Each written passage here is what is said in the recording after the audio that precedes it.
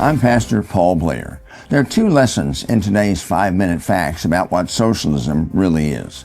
First, the difference between the free market capitalism and socialism is in the free market, people own their own capital. People own their own homes, they own their own businesses, they make their own decisions. But in socialism, the state owns it all.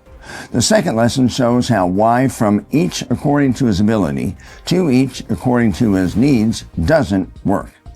Number one, defining the terms. Karl Marx was the founder of communism. He believed that the ends justify the means. So lying, stealing, even murder was okay if it helped to accomplish the goal of communism. One lie is stating that socialism is good for the people, but capitalism isn't. The truth is that all economies use capital. Capital, by definition, is the sum of goods or services needed for production. So socialist economies are capitalist economies, and free market economies are capitalist economies. But in a free market, private citizens own and control the capital, and they are free. They can buy and sell what they want to. They can work where and when they wish. But under socialism, the government owns everything, and that includes the people. The government tells you what to do, when to do it, where to live, and what to eat. The government demands that you work, then decides what they're willing to pay you. So what's the difference really between socialism and a slave plantation? Really, nothing. He who owns the tools makes the rules. When economic freedom is lost, then political freedom perishes with it.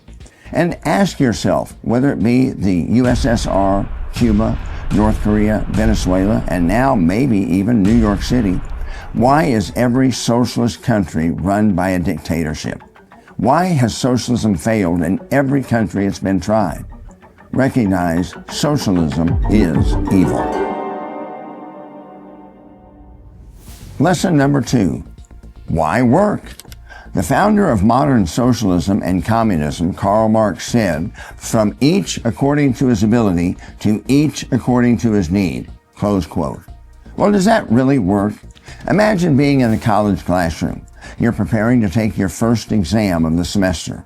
As is always the case, some students study a lot and work hard in preparation, while some don't. Well, after the test, the grades are posted. And as you would expect, some students earned A's, some B's, some C's, some D's, and some even flunked the exam. So your socialist professor announces, "Some of you did really well, but some of you didn't. So in fairness and equity, I've decided to take the sum total of all your test scores, divide it by the number of students in the class, and that way all of you will have a 75, which is a C and a passing grade." Well, the students that didn't study thought that was a great idea.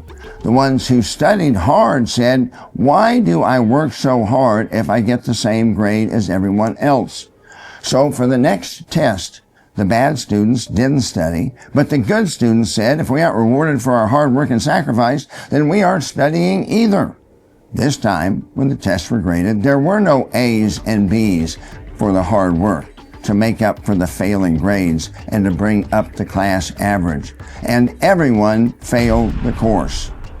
That is socialism in the classroom. And that is why socialism has failed in every country that has tried it. Ask yourself, whether it be the USSR, Cuba, North Korea, Venezuela, and maybe soon even New York City, why is every socialist country or government run by a dictatorship? Why has socialism failed in every country that it's ever been tried? Understand that socialism is evil. Think about it. We hope you enjoyed today's 5-minute facts, and thank you for watching.